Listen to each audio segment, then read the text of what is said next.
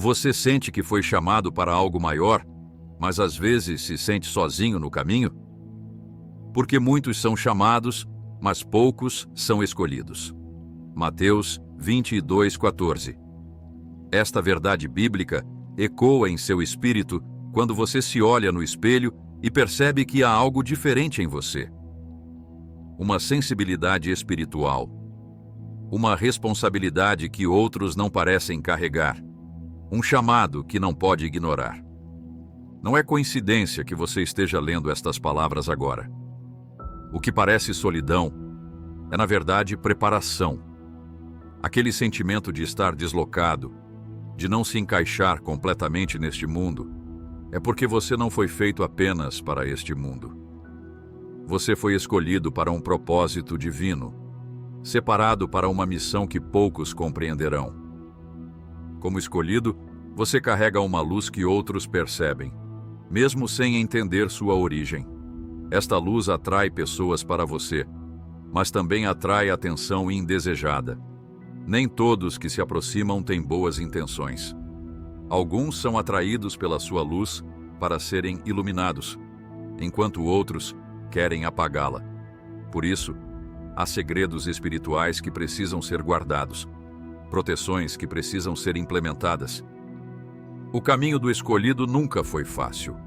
Os profetas foram perseguidos, os apóstolos foram martirizados, e até mesmo Jesus foi traído por alguém próximo.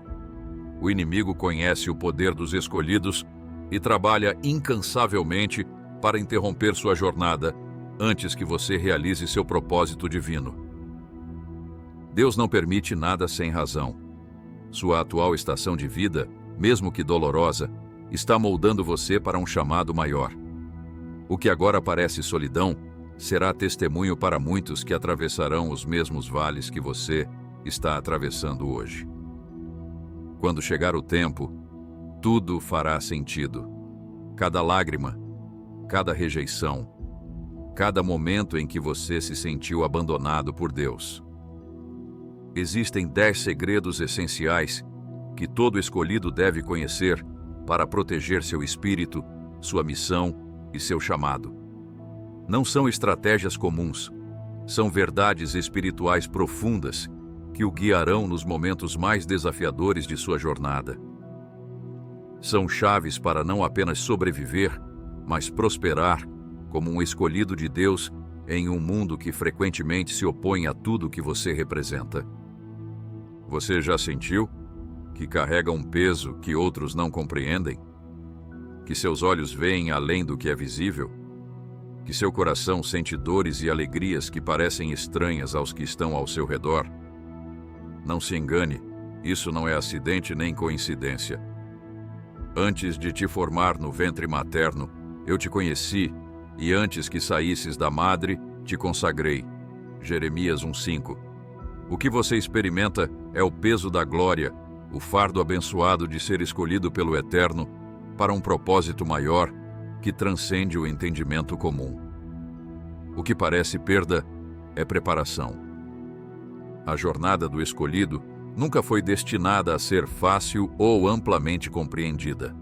Você carrega dentro de si um tesouro em vasos de barro, como nos lembra Paulo em 2 Coríntios, a fragilidade humana contrastando com o poder divino.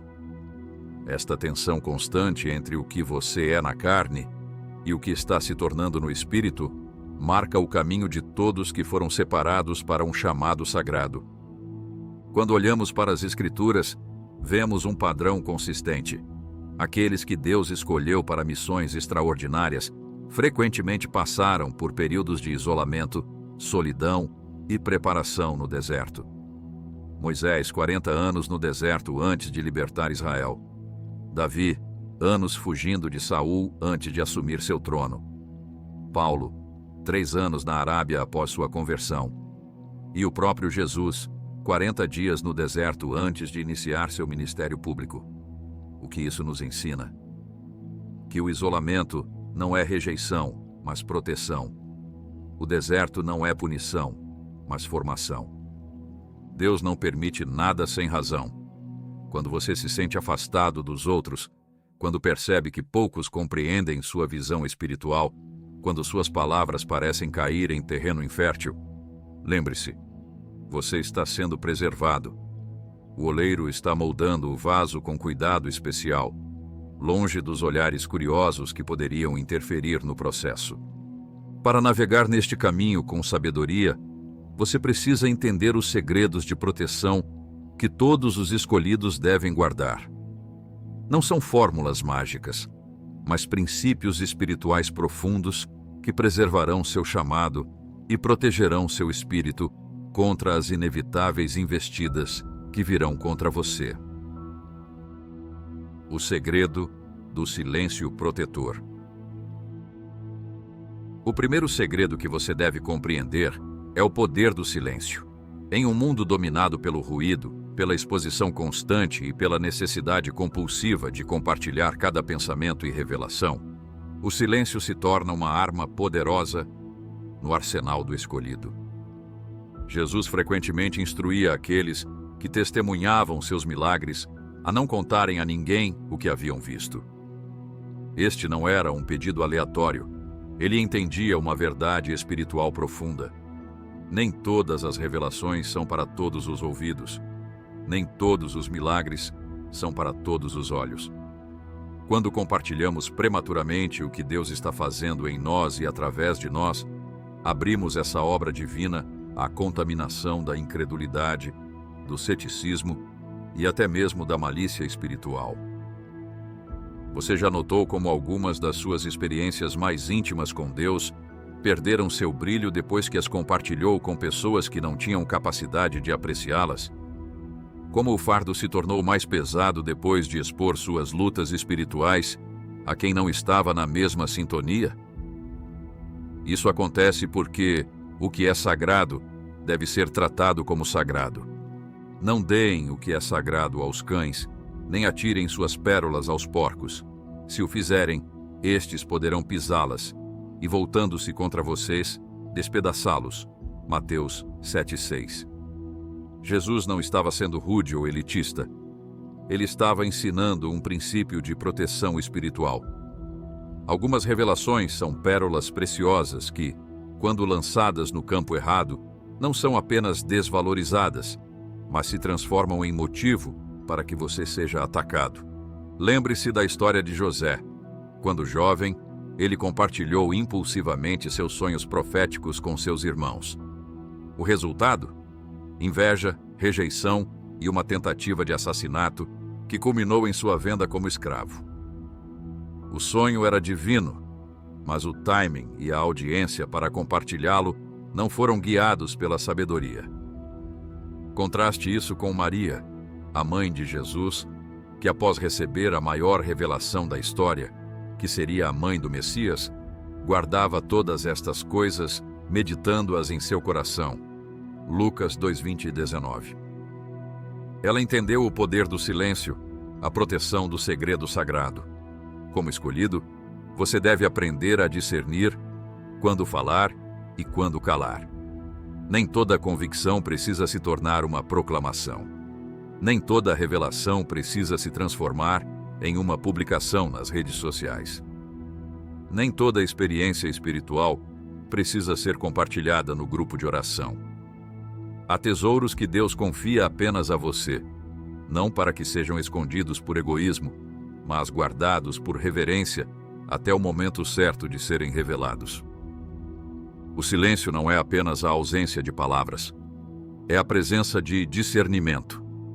É reconhecer que algumas batalhas são lutadas melhor no secreto, que algumas vitórias são celebradas primeiro no altar privado da comunhão com Deus, que alguns chamados são nutridos na escuridão antes de brilharem na luz. Quando você aprende a guardar o silêncio em torno das coisas sagradas, você não está sendo desonesto, está sendo estratégico. Está protegendo a obra que Deus está realizando em você contra a contaminação prematura de opiniões, críticas e influências que poderiam desviá-lo do caminho designado. O que agora parece solidão será testemunho quando o tempo certo chegar. O segredo da prioridade dos ambientes.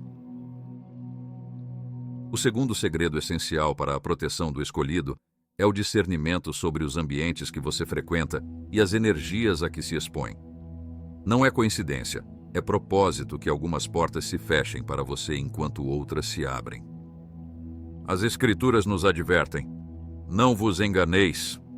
As más companhias corrompem os bons costumes. 1 Coríntios 15, 33. Este princípio vai além das amizades individuais. Ele se estende aos ambientes coletivos, às atmosferas espirituais, aos locais físicos e digitais, onde você investe seu tempo e atenção. Como escolhido, você possui uma sensibilidade espiritual amplificada.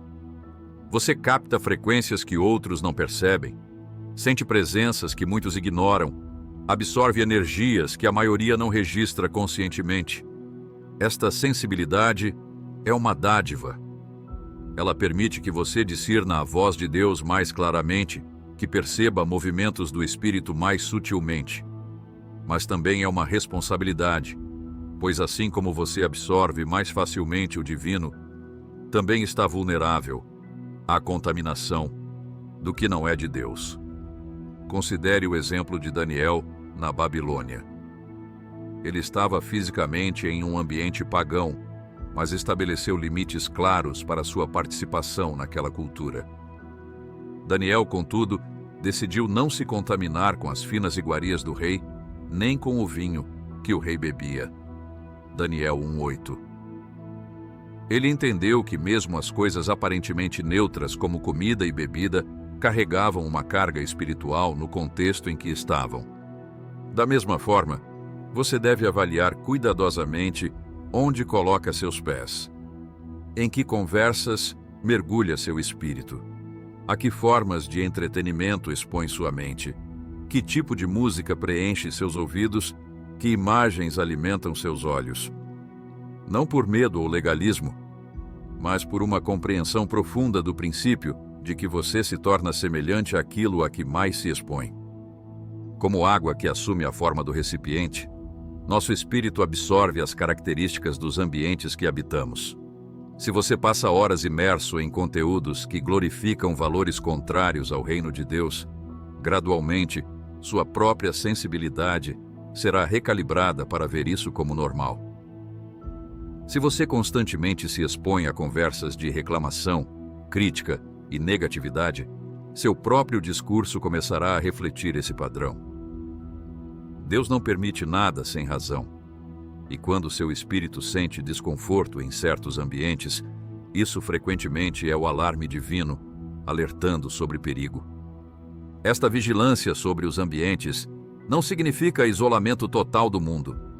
Jesus nos chamou para sermos luz nas trevas, sal na terra. Mas note que o sal mantém sua salinidade. A luz não se mistura com a escuridão. A interação com o mundo deve acontecer a partir de uma posição de influência, não de absorção. Proteja especialmente os primeiros e últimos momentos do seu dia. O que você consome ao acordar e antes de dormir tem poder desproporcional na formação da sua atmosfera espiritual. Comece o dia com a palavra, não com notícias negativas. Finalize a noite com oração e gratidão, não com entretenimento que agita a alma. Estes hábitos simples constroem um escudo protetor ao redor do seu espírito. Lembre-se sempre: como escolhido, você carrega uma presença.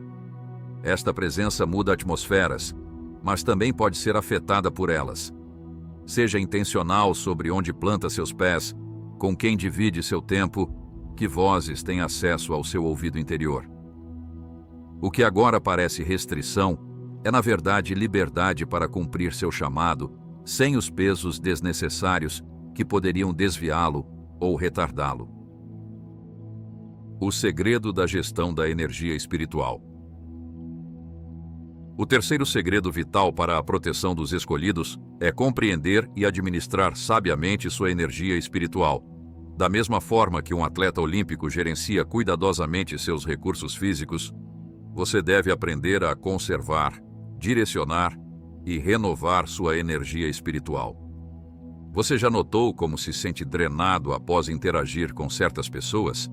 Como algumas conversas ou ambientes parecem sugar sua vitalidade, deixando-o exausto sem razão aparente? Isso acontece porque, como escolhido, você não está apenas trocando palavras ou tempo com outros, está também envolvido em transferências de energia espiritual. Jesus experimentou isso claramente quando a mulher com fluxo de sangue tocou na borda do seu manto. Jesus percebeu que dele havia saído poder. Marcos 5:30. Ele sentiu quando virtude ou energia espiritual saiu dele para efetuar cura. Este princípio opera constantemente na vida dos escolhidos. Há um fluxo contínuo de energia espiritual saindo de você para impactar outros, e também tentativas constantes de drená-lo inapropriadamente. Existem 3 tipos de pessoas em relação à sua energia espiritual: multiplicadores, neutros e drenos. Os multiplicadores são aqueles que, após interagirem com você, deixam-no mais energizado, mais próximo de Deus, mais alinhado com seu propósito. Os neutros são aqueles cujo impacto é relativamente balanceado. A troca é justa. Os drenos são aqueles que constantemente tomam, mas raramente dão. Após cada interação, você se sente esvaziado, confuso, diminuído. Como escolhido, você é naturalmente compassivo e deseja ajudar a todos. Porém, mesmo Jesus não curou cada doente, não ministrou a cada necessitado. Ele era estratégico com sua energia, frequentemente se retirando para lugares solitários para se recarregar na presença do Pai. Tendo despedido a multidão, subiu sozinho a um monte para orar. Mateus 14:23. Este não era um luxo, era uma necessidade espiritual. Você deve aprender a estabelecer limites saudáveis. Isso não é egoísmo, é mordomia do recurso mais valioso que possui para cumprir seu chamado. São os limites que permitem que você diga não para boas oportunidades a fim de preservar sua capacidade de dizer sim para oportunidades divinas. São os limites que permitem que você ajude efetivamente aqueles a quem foi realmente enviado, em vez de dispersar sua energia tentando ser tudo para todos. Especialmente nas redes sociais e comunicações digitais, seja vigilante. A tecnologia moderna cria a ilusão de disponibilidade constante e expectativa de resposta imediata. Mas assim como Jesus frequentemente se retirava para lugares solitários, Lucas 5:16, você também precisa de períodos de inacessibilidade para recarga espiritual. Não sinta culpa por colocar seu telefone em modo avião, por não responder imediatamente, por declinar convites que drenariam recursos necessários para seu propósito principal. Monitore cuidadosamente como você se sente após interações. Aquela conversa trouxe clareza ou confusão? Aquele encontro aumentou sua paz ou sua ansiedade? Aquela atividade fortaleceu sua fé ou semeou dúvidas? Isso não significa evitar completamente desafios ou confrontos necessários, mas sim ser estratégico sobre quando e como se engajar neles. Desenvolva práticas diárias para renovar sua energia espiritual. Assim como Eliseu ordenou que se despejasse mais azeite nos vasos até que todos estivessem cheios, 2 Reis 4, você deve estabelecer rotinas que preencham continuamente seu espírito. Talvez seja madrugando para buscar a face de Deus antes que o mundo desperte, como Davi que dizia: de madrugada te buscarei. Salmo 63:1. Talvez seja estabelecendo sabates pessoais, períodos regulares de descanso completo da produtividade e das demandas. Talvez seja através da adoração, da meditação nas Escrituras, do jejum ou simplesmente do silêncio contemplativo. O que agora parece solidão será testemunho quando você entender que os períodos de aparente isolamento são muitas vezes Deus protegendo sua energia para uma fase posterior do seu propósito. A solidão não é abandono divino. é frequentemente proteção divina, preservando recursos para a batalha que realmente importa. O segredo do verdadeiro discernimento. O quarto segredo crucial para os escolhidos é o dom e a prática do discernimento espiritual. O discernimento vai muito além da simples distinção entre certo e errado. É a capacidade sobrenatural de perceber as verdadeiras naturezas, intenções e origens por trás das aparências. O homem natural não compreende as coisas do Espírito de Deus, porque lhe parecem loucura, e não pode entendê-las, porque elas se discernem espiritualmente. Primeira Epístola a Coríntios 2,14. Como escolhido, você foi dotado com uma capacidade ampliada de enxergar além do véu natural, de perceber correntes espirituais que outros não notam. Esta sensibilidade é um dom precioso que deve ser honrado, desenvolvido e protegido. O discernimento permite que você diferencie entre oportunidades divinas e distrações demoníacas. Nem tudo que parece bom vem de Deus, e nem tudo que inicialmente parece difícil é do inimigo. Só o discernimento permitirá que você navegue por essas águas complexas sem se desviar do rumo. Lembre-se de como Paulo e seus companheiros foram impedidos pelo Espírito Santo de pregar na Ásia, embora evangelizar fosse claramente parte de sua missão. Atos 16, 6. Mais tarde, eles entenderam que Deus os estava direcionando para a Macedônia, onde um campo de colheita maior os aguardava. O que parecia inicialmente uma restrição negativa era, na verdade, direção divina. Somente através do discernimento podemos interpretar corretamente esses sinais no caminho. O verdadeiro discernimento nunca opera isoladamente da palavra de Deus. É ancorado nas Escrituras, que servem como pedra de toque para testar impressões, sentimentos e direções. Examinai tudo, retende o bem. 1 Tessalonicenses 5:21. Como escolhido, você deve ser particularmente vigilante contra contrafações espirituais, experiências, revelações ou oportunidades que imitam o divino, mas não têm sua origem em Deus. Pratique o que os antigos místicos cristãos chamavam de discernimento de espíritos, a habilidade de determinar qual espírito está operando em uma situação, pessoa ou mensagem. É o Espírito de Deus?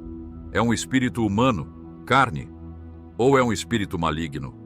Esta prática requer quietude interior, profundo conhecimento das Escrituras e estar sintonizado com a suave voz do Espírito Santo.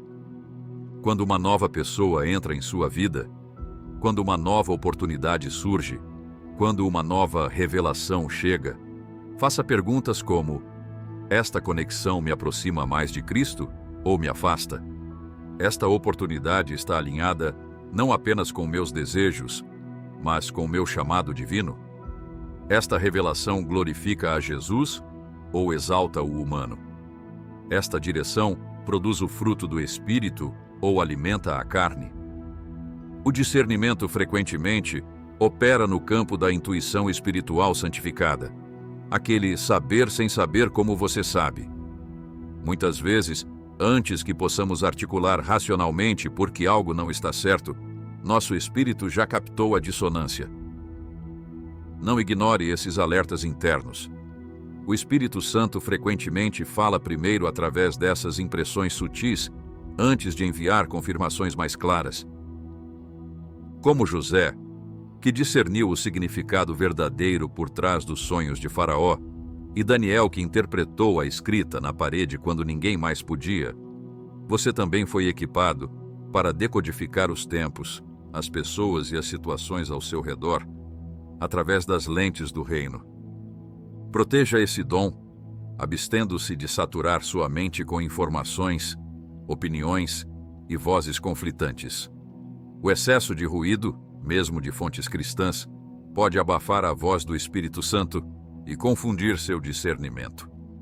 Estabeleça períodos regulares de silêncio para recalibrar sua sensibilidade espiritual. Lembre-se sempre, o verdadeiro discernimento não é para julgar outras pessoas, mas para navegar seu próprio caminho com sabedoria. Não é uma arma para apontar falhas nos outros, mas uma bússola para orientar seus próprios passos. Quando usado corretamente, o discernimento o protegerá de desvios, armadilhas e distrações que poderiam comprometer seu chamado. Deus não permite nada sem razão, e essa capacidade de discernir foi implantada em você precisamente para este tempo. Não é coincidência, é propósito que você perceba coisas que outros não veem, sinta o que outros não sentem. O que agora pode parecer um fardo, essa hipersensibilidade espiritual, será a chave para cumprir sua missão quando o tempo chegar. Como guardião do seu chamado, o discernimento é sua linha de defesa mais vital. Você já se sentiu como uma contradição viva? Forte, mas vulnerável. Confiante, mas cheio de questionamentos. Chamado por Deus, mas por vezes duvidando se realmente ouviu sua voz. Nós, porém, temos este tesouro em vasos de barro, para que a excelência do poder seja de Deus e não de nós. 2 Coríntios 4:7. Esta tensão que você experimenta não é sinal de fraqueza, mas a própria natureza do chamado. O que parece perda é preparação. O que parece fraqueza é o espaço onde a força de Deus se aperfeiçoa. A jornada do escolhido acontece em duas dimensões simultaneamente. Há o caminho exterior, missão, ministério, impacto visível, que muitos admiram e alguns invejam. Mas há também o caminho interior, frequentemente invisível aos olhos humanos, onde as verdadeiras batalhas são travadas e as vitórias mais significativas são conquistadas. É neste território interno que os escolhidos são verdadeiramente formados. Assim como o tabernáculo no deserto tinha um lugar santíssimo, onde apenas o sumo sacerdote podia entrar, você também possui um santuário interior, onde apenas você e Deus habitam. Este espaço sagrado deve ser protegido, cultivado e honrado, pois dele fluem as fontes da vida que alimentarão seu ministério externo. Quando chegar o tempo, tudo fará sentido. Cada lágrima derramada em segredo, cada noite de luta, cada período de silêncio divino. Para fortalecer este santuário interior e protegê-lo contra as inevitáveis investidas que virão, você precisa compreender e aplicar os próximos segredos essenciais para os escolhidos. O segredo do manejo das emoções sagradas. O quinto segredo vital para os escolhidos é a arte de administrar suas emoções com sabedoria espiritual. As emoções não são inimigas da espiritualidade.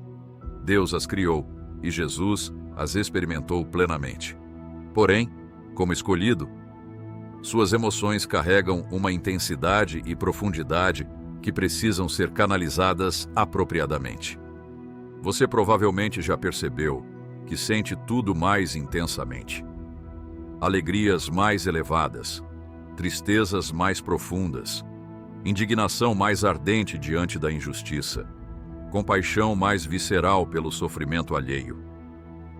Isso não é defeito ou hipersensibilidade. É parte do seu equipamento como escolhido. É o que permite que você sinta o coração de Deus e se conecte profundamente com as pessoas a quem foi enviado para ministrar. Porque não nos deu Deus espírito de covardia, mas de poder, de amor e de moderação. 2 Timóteo 1:7. Note a combinação divina, poder e amor unidos à moderação, ou equilíbrio. Suas emoções são poderosas, sua capacidade de amar é intensa. Mas tudo isso deve operar sob a disciplina do autocontrole. Considere Jeremias, chamado de profeta chorão, porque sentia tão profundamente a dor de Deus pelo seu povo que lágrimas tornaram-se sua linguagem regular. Ou Davi, cujos salmos expressam toda a gama de emoções humanas, da exultação à depressão, da confiança absoluta ao questionamento angustiado. Eles não suprimiram suas emoções. Aprenderam a canalizá-las através de expressão adequada e submissão a Deus. Como escolhido, você precisa desenvolver uma relação consciente e estratégica com suas emoções. Reconheça-as, nomeie-as, examine suas origens, decida intencionalmente como expressá-las. A diferença entre ser controlado por suas emoções e administrá-las sabiamente é a diferença entre um ministério instável e um ministério poderoso. Desenvolva o hábito de perguntar: esta emoção está me aproximando ou afastando do meu propósito? Está refletindo minha natureza carnal ou minha natureza espiritual? É uma reação à circunstância presente ou uma resposta ao chamado eterno? Está servindo a mim ou ao reino de Deus? Existem 3 armadilhas emocionais que os escolhidos frequentemente enfrentam. A primeira é a tentação de suprimir completamente as emoções, acreditando erroneamente que espiritualidade significa insensibilidade. Isso resulta em frieza, rigidez e, eventualmente, em explosões emocionais descontroladas quando a pressão interna se torna insustentável. A segunda armadilha é permitir que as emoções ditem suas decisões e ações, tornando-se refém de sentimentos que flutuam como ondas. Um dia você está no monte, no outro no vale, e seu ministério reflete essa instabilidade. A terceira armadilha é compartilhar prematuramente emoções cruas que ainda não foram processadas na presença de Deus. Como escolhido, você tem responsabilidade pela atmosfera espiritual que cria ao seu redor. Compartilhar dúvidas não resolvidas, medos não entregues ou raivas não santificadas pode semear esses mesmos elementos nos outros. Aprenda com Jesus, que expressou emoções poderosíssimas: ira no templo, tristeza diante da morte de Lázaro, angústia no Getsêmani, mas sempre de maneira alinhada com seu propósito e no tempo certo. Ele nunca foi escravo de suas emoções, nem as negou. Ele as redimiu, transformando-as em instrumentos de cura, libertação e verdade. Desenvolva práticas diárias para processar suas emoções na presença de Deus antes de expressá-las publicamente. Talvez seja através de um diário, onde você derrama honestamente seu coração. Talvez seja através de caminhadas solitárias, onde conversa abertamente com o Pai. Talvez seja através de expressões criativas como música, arte ou poesia, que transformam emoção crua em beleza redimida. O que agora parece solidão será testemunho quando você entender que Deus está usando esses momentos solitários para ensinar-lhe a alquimia espiritual de transformar emoções em poder ministerial. Não é coincidência, é propósito que você sinta tão profundamente. Suas emoções, quando submetidas ao Espírito Santo, tornam-se ferramentas poderosas para cumprir seu chamado. O segredo da vulnerabilidade estratégica. O sexto segredo essencial é compreender e praticar a vulnerabilidade estratégica. Existe uma ideia equivocada de que líderes espirituais, pessoas chamadas ou escolhidos, devem projetar uma imagem de perfeição e invulnerabilidade. Nada poderia estar mais distante da verdade bíblica. Porque quando sou fraco, então é que sou forte. 2 Coríntios 12:10. Paulo compreendeu este paradoxo do reino. Nossa vulnerabilidade reconhecida abre espaço para a manifestação do poder de Deus. No entanto, vulnerabilidade sem estratégia pode transformar-se em exposição imprudente que compromete seu chamado. Como escolhido, você não é chamado a esconder suas lutas, fingir que não tem fraquezas ou projetar uma imagem de perfeição inatingível. Isso criaria um abismo entre você e aqueles a quem ministra. Ao mesmo tempo, não é chamado a expor cada aspecto de sua vida interior a qualquer pessoa que pergunte. Vulnerabilidade estratégica significa compartilhar suas lutas, dúvidas e fracassos com propósito, discernimento e timing. É ser autêntico sem ser imprudente. É conectar-se genuinamente com os outros enquanto protege os aspectos mais sagrados da sua jornada com Deus. Considere como Jesus demonstrou vulnerabilidade. Ele chorou publicamente diante do túmulo de Lázaro, mostrando sua humanidade e compaixão. Ele admitiu seu cansaço para os discípulos. Compartilhou sua angústia no Getsêmani, mas note que fez isso apenas com seu círculo mais íntimo, não com a multidão. Para diferentes círculos de relacionamento, Jesus revelou diferentes níveis de sua interioridade.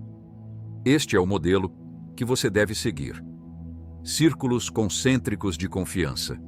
No centro, talvez apenas 1 ou 2 mentores espirituais ou amigos completamente confiáveis com quem pode ser totalmente transparente. No próximo círculo, um grupo pequeno de companheiros de caminhada espiritual com quem compartilha grande parte, mas não tudo. E assim por diante, até o círculo mais externo, o público geral, com quem compartilha apenas o que já foi processado, redimido e transformado em testemunho. Antes de compartilhar qualquer vulnerabilidade, pergunte a si mesmo: qual é o propósito deste compartilhamento? Edificará quem ouve ou apenas aliviará momentaneamente minha carga emocional? Esta pessoa ou grupo está espiritualmente equipado para receber esta informação? O timing é apropriado ou prematuro? Este compartilhamento glorificará a Deus ao mostrar sua graça em minha fraqueza, ou apenas destacará minha humanidade sem apontar para sua divindade?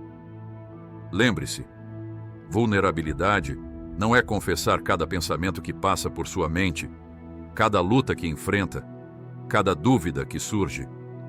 É permitir que os outros vejam sua humanidade autêntica de maneira que os aproxime de Cristo, não apenas de você. O apóstolo Paulo praticou isso magistralmente. Ele compartilhou abertamente sobre seu espinho na carne para ilustrar a suficiência da graça de Deus. Falou de suas fraquezas para destacar o poder de Cristo.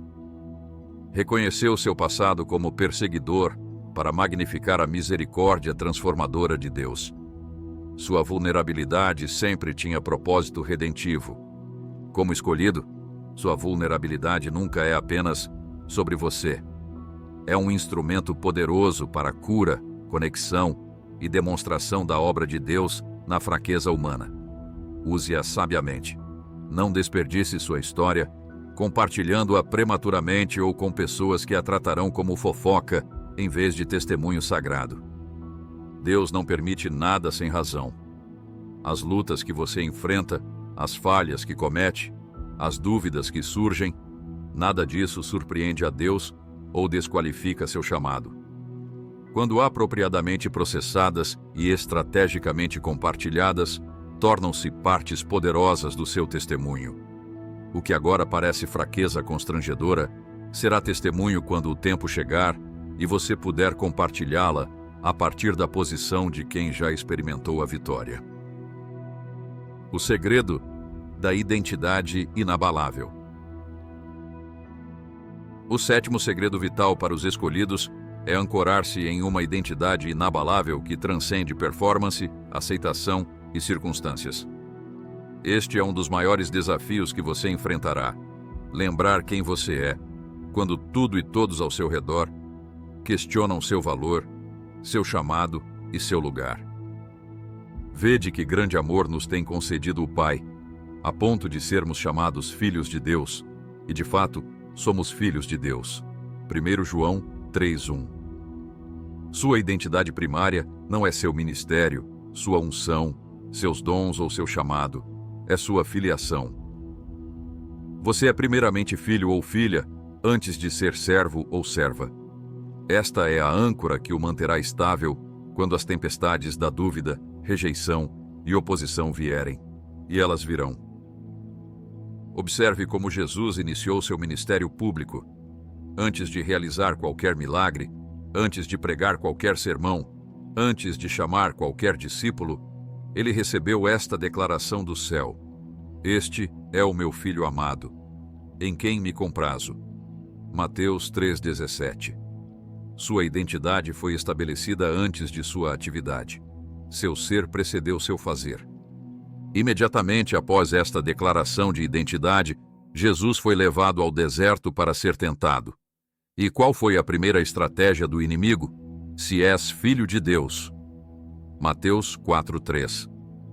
Satanás atacou diretamente sua identidade, tentando fazê-lo provar quem ele já sabia que era. Esta é a mesma estratégia que será usada contra você como escolhido. Você enfrentará vozes externas que questionarão seu chamado. Quem você pensa que é? O que te faz tão especial? Por que você e não outra pessoa? Você enfrentará circunstâncias que parecerão contradizer seu chamado. Portas fechadas, projetos fracassados, períodos de aparente estagnação.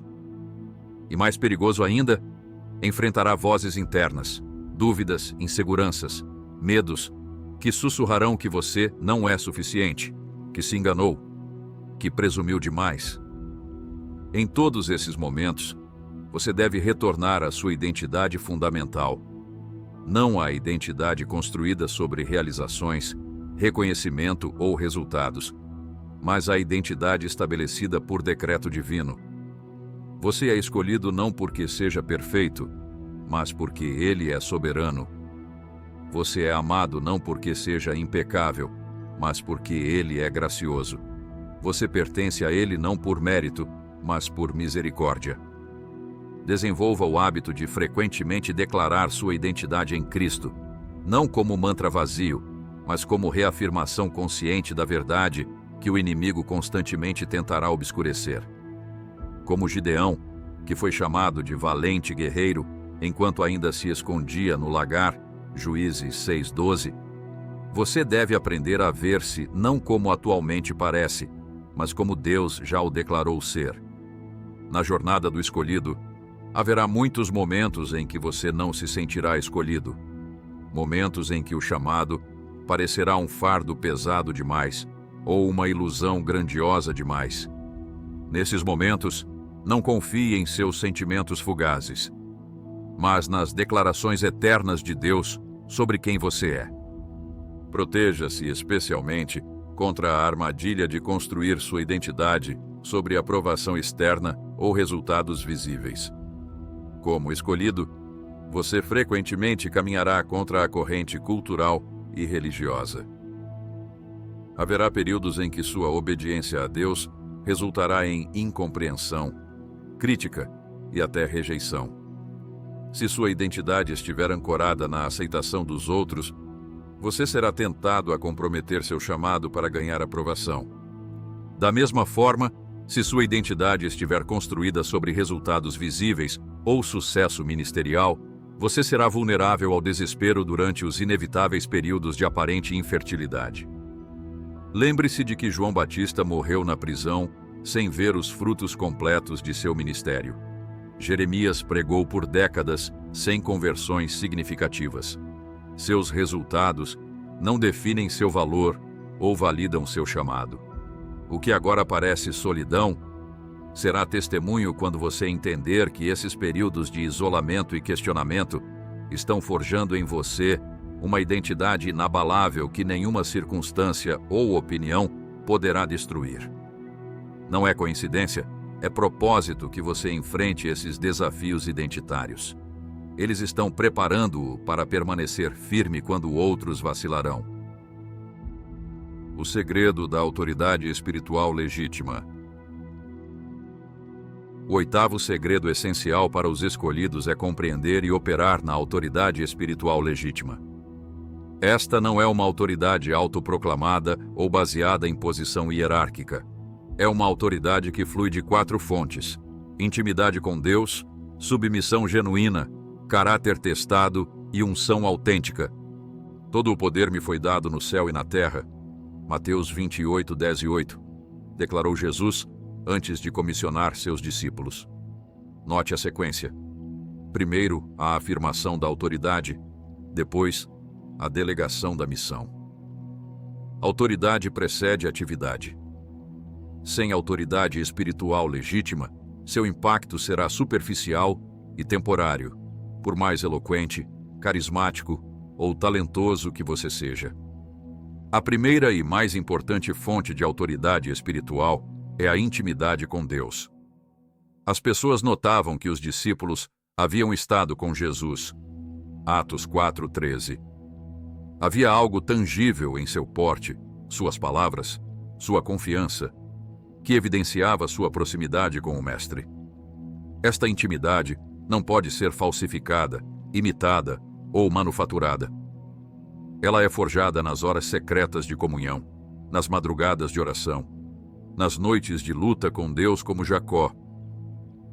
Quando você fala depois de ter realmente ouvido a Deus, há peso em suas palavras. Quando ministra depois de ter estado genuinamente na presença divina, há uma transferência de unção que transcende técnicas e metodologias. Não é o volume da sua voz, a eloquência da sua apresentação ou a sofisticação da sua estratégia que produz impacto duradouro. É a autenticidade do seu encontro com Deus que transborda para os outros. A segunda fonte de autoridade espiritual é a submissão genuína. Paradoxalmente, sua autoridade aumenta na proporção da sua submissão. O centurião compreendeu este princípio quando disse a Jesus: "Também eu sou homem sujeito à autoridade, tendo soldados sob o meu comando. Digo a este: vai, e ele vai, e a outro: vem, e ele vem." Mateus 8:9. Ele reconheceu que a autoridade de Jesus fluía de sua submissão ao Pai. Como escolhido, você deve estar completamente submetido a Deus para exercer autoridade espiritual genuína.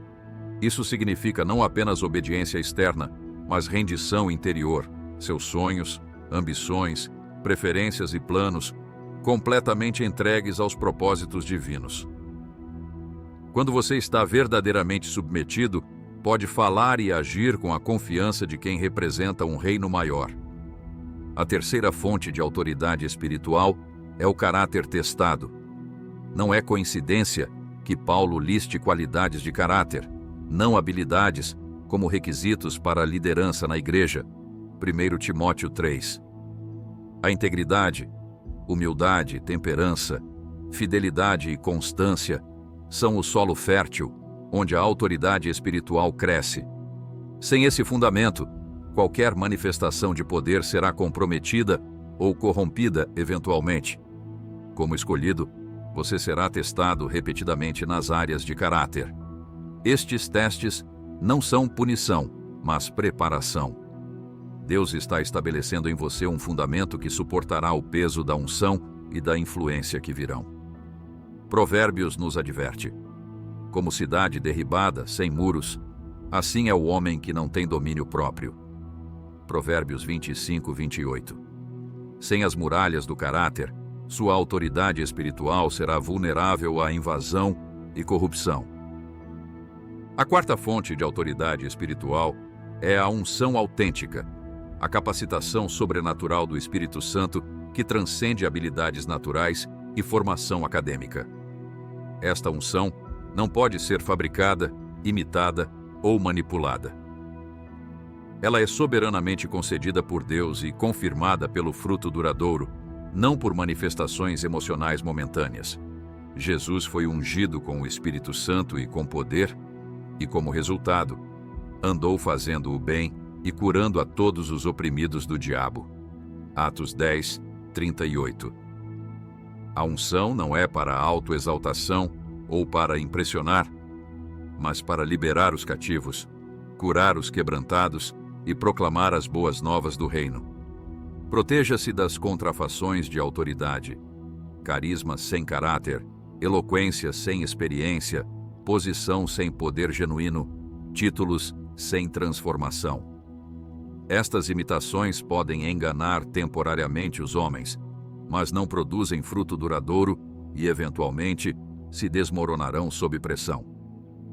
O que agora parece solidão será testemunho quando você entender que Deus está usando esses períodos de preparação oculta para construir em você uma autoridade espiritual que ninguém poderá negar quando o tempo de manifestação chegar.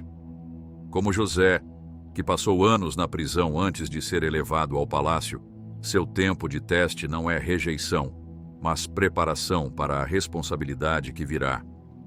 Quando chegar o tempo, tudo fará sentido. A autoridade espiritual que Deus está construindo em você, através de provações, obscuridade e refinamento, tornará possível que você permaneça firme quando outros caírem, fale verdade quando outros se comprometerem e manifeste poder genuíno quando outros oferecerem apenas performance. Deus não permite nada sem razão.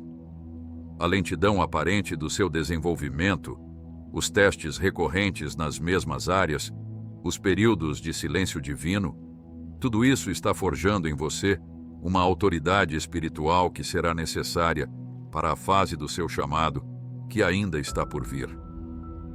Você já sentiu que carrega um destino maior do que consegue compreender?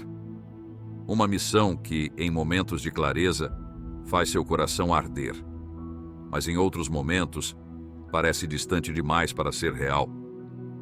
Porque somos feitura dele, criados em Cristo Jesus para as boas obras, as quais Deus preparou para que andássemos nelas. Efésios 2:10. O que parece perda é preparação. O sentimento de estar deslocado neste mundo não é defeito, é evidência de que você pertence a outro reino. A jornada do escolhido culmina na realização do propósito divino, um propósito estabelecido antes da fundação do mundo. Como Esther, você foi posicionado para um momento como este. Esther 4:16. Como Jeremias, você foi conhecido e consagrado por Deus antes mesmo de ser formado no ventre materno. Jeremias 1:5. Como Paulo, você foi separado desde o nascimento para revelar Cristo. Gálatas 1:21-16. Mas com grande chamado vem grande oposição. O inimigo conhece seu potencial antes mesmo que você o reconheça plenamente e trabalhará incansavelmente para desviar, retardar ou destruir a manifestação do seu propósito. Ele sabe que se puder fazê-lo duvidar do seu chamado, comprometer sua pureza de coração ou simplesmente exauri-lo com distrações, poderá neutralizar seu impacto no mundo. É por isso que a proteção do seu destino espiritual não é opcional, é essencial. À medida que você se aproxima da plena manifestação do seu propósito, a intensidade das batalhas aumentará. Os últimos passos antes da manifestação do seu chamado serão frequentemente os mais desafiadores. Quando chegar o tempo, tudo fará sentido. Cada desvio, cada atraso, cada porta fechada que parecia contradizer a promessa. Para navegar com sucesso esta fase crucial e proteger o cumprimento do seu destino, você precisa compreender e implementar os últimos segredos essenciais para os escolhidos. O segredo da persistência sobrenatural. O nono segredo vital para os escolhidos é desenvolver uma persistência que transcende a capacidade humana natural. Uma tenacidade ancorada não em força de vontade, mas em confiança inabalável no chamado de Deus. Esta persistência sobrenatural é o que separa aqueles que apenas recebem visões daqueles que veem essas visões manifestadas. E não nos cansemos de fazer o bem, porque a seu tempo ceifaremos se não houvermos desfalecido. Gálatas 6:9. Note o aviso implícito. Existe a possibilidade real de desfalecimento, de desistência antes da colheita. Muitos escolhidos recebem sementes genuínas de Deus, mas nem todos persistem até vê-las frutificar plenamente. O caminho do cumprimento do propósito divino raramente é linear ou contínuo. Ele segue o que poderíamos chamar de padrão de José, períodos de revelação seguidos por aparentes retrocessos antes da elevação final. José recebeu sonhos proféticos de sua futura posição, apenas para logo depois ser vendido como escravo, falsamente acusado e esquecido na prisão. Entre a revelação inicial e sua manifestação final, houve um longo intervalo que testou severamente sua persistência. Como escolhido, você enfrentará o que parecem ser contradições diretas à palavra que Deus lhe deu. Circunstâncias que gritam mais alto que a promessa. Realidades que zombam da revelação.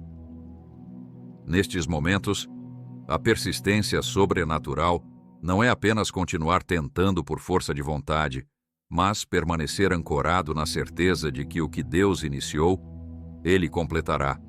Filipenses 1:6. Existem 3 inimigos principais da persistência que você deve vigilantemente combater. O primeiro é o desânimo, aquele peso sombrio que sussurra que seu esforço é inútil, que nada está mudando, que talvez você tenha entendido errado desde o início. O antídoto para o desânimo é a lembrança, recordar deliberadamente as fidelidades passadas de Deus, os marcos espirituais no seu caminho, as confirmações do seu chamado que recebeu ao longo da jornada. Como Davi, que antes de enfrentar Golias, lembrou-se de como Deus o ajudara a derrotar o leão e o urso, 1 Samuel 17:37. Você também deve construir um memorial das vitórias passadas para combater o desânimo presente.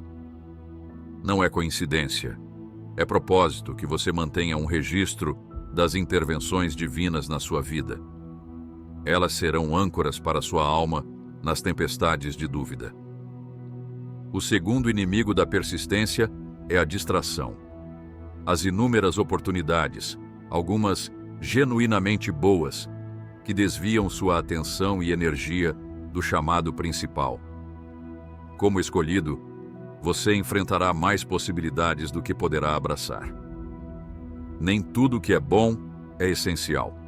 Nem tudo que é impressionante é estratégico. A persistência requer foco implacável. Paulo declarou: "Uma coisa faço." Filipenses 3:13. Não 100 coisas, não 10 coisas, uma coisa. Esta concentração singular em seu chamado central permitiu que ele perseverasse apesar de oposição, perseguição e sofrimento extraordinários. Proteja-se da síndrome do ministério brilhante, aquela tendência de ser atraído por cada nova ideia, oportunidade ou tendência espiritual que surge. O terceiro inimigo da persistência é o esgotamento, a exaustão física, emocional e espiritual que resulta de correr a maratona do chamado como se fosse uma corrida de velocidade. O ritmo insustentável, a ausência de ciclos de descanso e renovação, a negligência dos limites humanos básicos que Deus estabeleceu, tudo isso leva ao colapso que impede a conclusão da jornada. Elias experimentou isso após sua grande vitória no Monte Carmelo. Exausto e vulnerável, ele fugiu para o deserto e pediu para morrer. 1 Reis 19:4. A resposta de Deus é instrutiva. Ele não o repreendeu por fraqueza, mas providenciou sono, alimentação e sua presença restauradora. A persistência sobrenatural inclui sabedoria para descansar estrategicamente, recuar temporariamente para avanços maiores posteriormente. Desenvolva ritmos sustentáveis que honrem tanto seu chamado quanto sua humanidade. Estabeleça sabats regulares, períodos de descanso completo e renovação. Cultive relacionamentos que o nutram, não apenas ministérios que o drenem. Aprenda a diferença entre o cansaço, que vem de esforço significativo, e o esgotamento que sinaliza violação de limites divinos. Para persistir sobrenaturalmente, você também deve aprender a diferenciar entre perseverança e teimosia. A perseverança é continuar no caminho que Deus traçou, apesar das dificuldades. A teimosia é insistir em sua própria visão ou método quando Deus está claramente redirecionando. Como Moisés aprendeu ao golpear a rocha quando deveria ter falado com ela, Números 28-12, até mesmo os escolhidos podem confundir sua própria vontade com a vontade de Deus. O que agora parece solidão será testemunho quando você entender que esses períodos difíceis estão forjando em você uma persistência sobrenatural que será essencial para cumprir a plenitude do seu chamado. Não é coincidência. É propósito que você enfrente obstáculos que testam os limites da sua determinação humana, forçando-o a encontrar força que só pode vir de Deus. O segredo da blindagem do propósito. O 10º e último segredo vital para os escolhidos é a arte da blindagem do propósito, proteger estrategicamente a visão, o chamado e a missão que Deus lhe confiou contra a diluição, corrupção ou destruição. Assim como os levitas cercavam a Arca da Aliança para protegê-la durante as jornadas no deserto, você deve estabelecer guardas e limites em torno do propósito sagrado que carrega. Sobre tudo o que se deve guardar, guarda o teu coração, porque dele procedem as fontes da vida. Provérbios 4:23. Esta instrução tem significado especial para os escolhidos, pois é no coração que a semente do propósito divino é primeiro plantada e nutrida. Se o solo do seu coração for contaminado, o fruto do seu propósito será comprometido. Existem 5 ameaças principais ao cumprimento do seu propósito que requerem vigilância constante e medidas protetivas específicas. A primeira ameaça é a diluição por compromisso. O propósito que Deus lhe deu terá aspectos que desafiam normas culturais, confortáveis tradições religiosas e expectativas convencionais. A pressão para suavizar suas arestas, moderar sua intensidade e torná-lo mais palatável para audiências diversas será constante e muitas vezes sutil. Neemias enfrentou isso enquanto reconstruía os muros de Jerusalém. Seus inimigos repetidamente tentaram atraí-lo para reuniões e diálogos que teriam comprometido sua missão. Sua resposta é instrutiva. Estou fazendo uma grande obra e não posso descer. Neemias 6:3. Ele reconheceu que mesmo atividades aparentemente inofensivas ou razoáveis poderiam diluir seu foco e comprometer seu propósito. Como escolhido, você deve desenvolver clareza inabalável sobre os aspectos não negociáveis do seu chamado, aqueles elementos distintos que constituem o DNA único da missão que lhe foi confiada. Estes não são detalhes arbitrários de preferência pessoal, mas componentes essenciais revelados por Deus que não podem ser modificados sem comprometer a integridade do todo. A segunda ameaça é a contaminação por motivações impuras. Mesmo propósitos genuinamente inspirados por Deus podem ser sutilmente infectados por ambição pessoal, desejo de reconhecimento, comparação competitiva ou ganância financeira. Como água limpa que passa por canos enferrujados, a pureza da visão original pode ser comprometida pelas impurezas do vaso humano. Davi reconheceu esta verdade quando orou.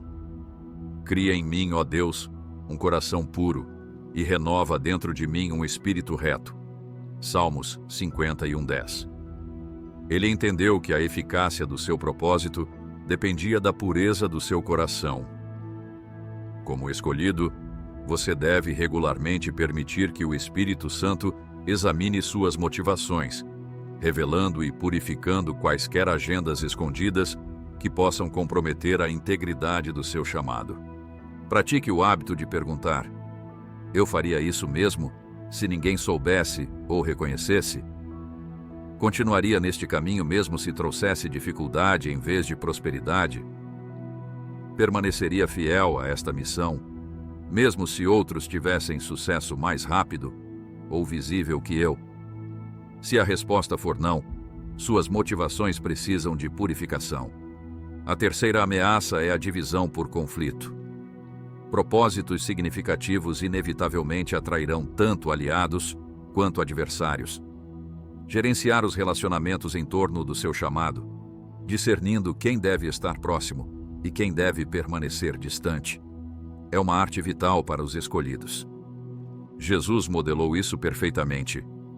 Ele investiu profundamente em poucos, os 12, e especialmente os 3 mais próximos, serviu a muitos, mas não entregou seu coração a todos. Ele não permitiu que críticas o desviassem, nem que a adulação o seduzisse. Manteve fronteiras claras, sabendo quando se afastar das multidões e quando confrontar oposição.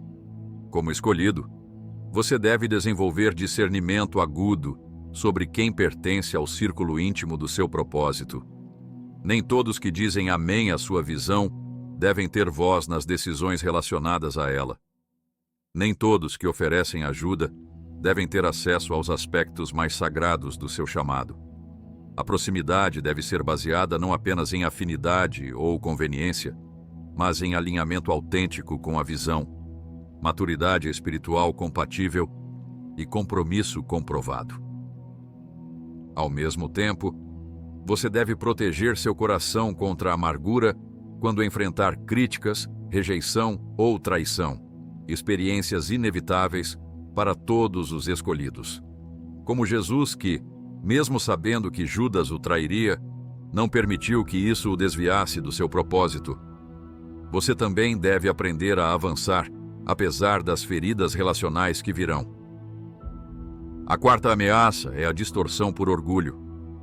À medida que você avança no cumprimento do seu propósito e começa a ver frutos, virá a tentação sutil de assumir o crédito, de ver o sucesso como produto da sua própria habilidade, esforço ou superioridade espiritual. Este orgulho silenciosamente corromperá a pureza do seu chamado e abrirá portas para a queda. Deus resiste aos soberbos, mas dá graça aos humildes. Tiago 4:6. Esta resistência divina ao orgulho não é arbitrária, mas protetiva. Deus sabe que o orgulho eventualmente destruirá tanto o chamado quanto o chamado. Como o rei Uzias, que prosperou enquanto buscou ao Senhor, mas foi ferido com lepra quando seu coração se elevou, segundo Crônicas 26, muitos escolhidos começam bem, mas terminam tragicamente porque não guardam seu coração contra o orgulho. Cultivar a humildade autêntica é essencial para proteger seu propósito. Não a falsa humildade que é apenas orgulho disfarçado, nem a autocrítica destrutiva que nega os dons de Deus, mas o reconhecimento genuíno de que o que você tem que não tenha recebido. 1 Coríntios 4:7. A humildade é a prática constante de redirecionar a glória para Deus e reconhecer sua absoluta dependência dele. A quinta ameaça é a destruição por exaustão. O cansaço extremo não é apenas uma questão de saúde física ou equilíbrio de vida. É uma vulnerabilidade espiritual séria que pode impedir a conclusão do seu propósito. Como Elias descobriu, decisões feitas em estado de exaustão raramente alinham-se com a vontade de Deus, e forças físicas e emocionais esgotadas abrem portas para ataques espirituais que normalmente seriam repelidos. Jesus frequentemente se retirava para lugares solitários, às vezes até mesmo deixando pessoas necessitadas esperando, porque ele entendia que seu propósito principal não seria cumprido se ele permitisse que as demandas constantes esgotassem seus recursos humanos. Ele disse não para muitas coisas boas para poder dizer sim para o essencial. Como escolhido, você deve rejeitar a falsa espiritualidade que glorifica o esgotamento como sinal de dedicação. Estabeleça limites protetivos ao redor do seu tempo, energia e atenção. Reconheça quais são suas horas de maior clareza e criatividade e proteja-as para o trabalho central do seu chamado. Aprenda a dizer não sem culpa e a delegar sem ansiedade. O que agora parece solidão será testemunho quando você entender que esses períodos de aparente inatividade são frequentemente os momentos mais cruciais para blindar seu propósito contra as forças que poderiam desviá-lo ou destruí-lo. Não é coincidência. É propósito que você enfrente essas ameaças. Elas estão forjando em você a vigilância e sabedoria necessárias para proteger o tesouro que lhe foi confiado. A integração. Vivendo como escolhido em um mundo caído. À medida que você implementa estes 10 segredos em sua vida, começa a experimentar uma integração poderosa, uma harmonização entre seu ser interior e sua expressão exterior, entre sua identidade e seu propósito, entre sua comunhão com Deus e sua missão no mundo. Para que sejais irrepreensíveis e sinceros, filhos de Deus inculpáveis no meio de uma geração corrompida e perversa, entre a qual resplandeceis como luminares no mundo. Filipenses 2,16. Este é o paradoxo do escolhido. Viver completamente no mundo enquanto permanece distintamente diferente dele. Não isolado em uma bolha espiritual, mas tão firmemente enraizado em Deus que pode adentrar qualquer ambiente sem ser contaminado por ele. Jesus, o escolhido perfeito, demonstrou esta integração absoluta. Ele transitava com igual confiança entre fariseus e pecadores, entre sinagogas e ruas, entre festas de casamento e desertos solitários. Sua identidade nunca vacilava. Seu propósito nunca se diluía. Sua comunhão com o Pai nunca era comprometida. Ele era exatamente o mesmo em todos os contextos, autêntico, presente, intencional e ancorado. Conforme você avança na jornada do escolhido, verá que estes 10 segredos não são compartimentos separados, mas aspectos interconectados de uma vida unificada em Cristo. O discernimento aperfeiçoa a gestão da energia. A identidade inabalável fortalece a persistência sobrenatural. A blindagem do propósito protege a vulnerabilidade estratégica. A autoridade espiritual legítima é sustentada pelo manejo sábio das emoções. Cada segredo reforça e amplifica os outros. Haverá momentos em sua jornada, talvez você esteja passando por um agora, quando a pressão para desistir, comprometer ou retroceder parecerá quase insuportável. O silêncio de Deus se estenderá por mais tempo do que você imaginava possível. A oposição virá de lugares inesperados, talvez até de pessoas que você considerava apoiadores. As circunstâncias parecerão contradizer diretamente as promessas que você recebeu. Nestes momentos cruciais, lembre-se, Deus não permite nada sem razão. O que parece perda é preparação. O que agora parece solidão será testemunho. Não é coincidência, é propósito. O caminho do escolhido frequentemente segue o padrão da cruz antes da coroa, do deserto antes da terra prometida, da morte antes da ressurreição. Como Jesus, que pelo gozo que lhe estava proposto suportou a cruz, Hebreus 12:2. Sua capacidade de persistir nas trevas será fortalecida pela visão da luz que virá após ela. Lembre-se de José. 13 anos se passaram entre seus sonhos proféticos e sua elevação ao poder. Lembre-se de Davi. Aproximadamente 15 anos entre sua unção por Samuel e sua coroação como rei. Lembre-se de Abraão. 25 anos entre a promessa de um filho e o nascimento de Isaque.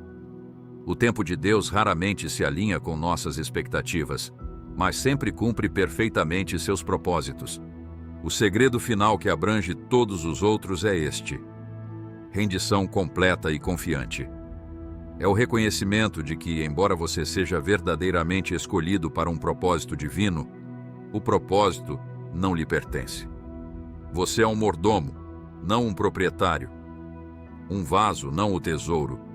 Um mensageiro, não a mensagem. Esta rendição não é resignação passiva, mas acordo ativo com o coração e os métodos de Deus, mesmo quando eles desafiam sua compreensão ou preferências. É dizer como Maria: faça-se em mim segundo a tua palavra. Lucas 1:38.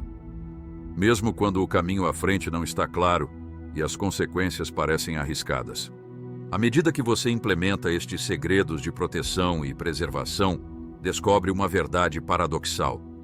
A verdadeira segurança não vem de evitar riscos, mas de arriscar tudo por aquele que o chamou. Não vem de agarrar-se ao controle, mas de rendê-lo completamente. Não vem de se esconder das tempestades, mas de aprender a dançar nelas. Quando chegar o tempo, tudo fará sentido. Os anos ocultos de preparação, as portas aparentemente fechadas sem explicação, os desvios inexplicáveis, os períodos de aparente estagnação, as pessoas que o abandonaram, as provações que pareciam nunca terminar. Tudo isso era parte do currículo divino, moldando-o para um propósito mais glorioso do que você poderia imaginar. O que agora parece solidão será testemunho para multidões que passarão por caminhos semelhantes.